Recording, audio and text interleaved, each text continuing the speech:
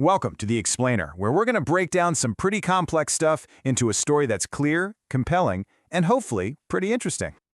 Have you ever stopped and thought, what does it really take to design something as massive and as crucial as a city's power grid?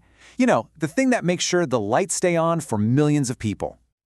Or what about the tech needed for a whole fleet of police vehicles? We're talking over 5,000 of them, everything from high-speed pursuit cars to mobile command centers. Well, both of these huge undertakings, and honestly so much of the world around us, they all start from the same place. It all starts with the engineer's journey.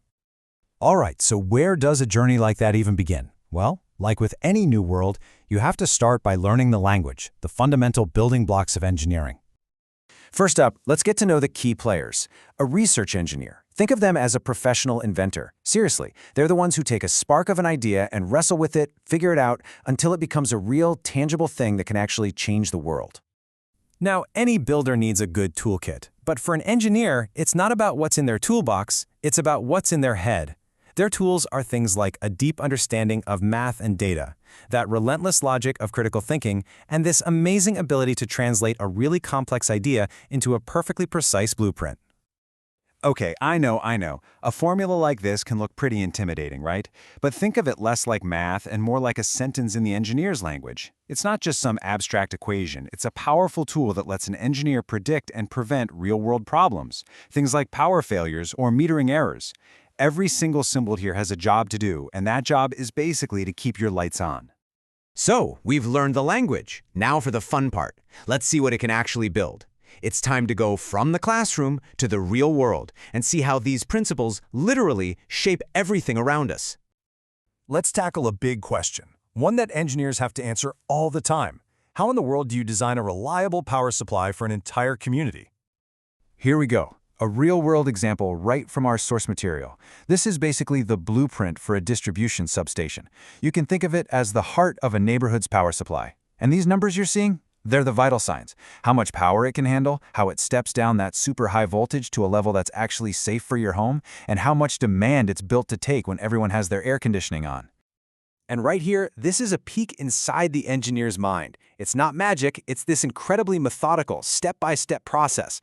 They figure out the flow of electricity. They plan for worst-case scenarios like short circuits. They pick out all the heavy-duty equipment, and then they run tons of simulations to make sure everything is absolutely rock solid before a single wire gets connected. And what's so cool is how these exact same engineering principles get adapted for totally different challenges. On one side, you've got a police fleet, where the focus is on mobility, safety, and even hitting a net zero goal by 2030. On the other, a power grid, all about reliability and huge capacity. Totally different problems, but they're both solved with that same core engineering logic. But, an engineer's job isn't just about math and physics. Not even close. They have to navigate the real world, and that means a complex web of rules, regulations, and a whole lot of different stakeholders. And this is where it gets really complicated. An engineer has to work within this whole ecosystem of regulatory bodies. You've got organizations like NERSA setting the rules for the whole energy industry, and then groups like the Engineering Council of South Africa, or ICSA, making sure engineers are held to the absolute highest standards. Every single one of these groups has a say in what actually gets built. And this quote right here, this really gets to the heart of it. Beyond all the technical skill, there's a strict code of conduct. It puts all this emphasis on fairness, transparency, and ethics. So it's not just about getting the math right, it's about being responsible and totally unbiased in everything you do.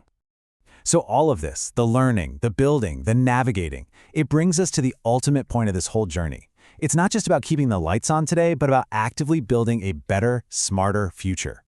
And the future they're pointing towards is pretty wild.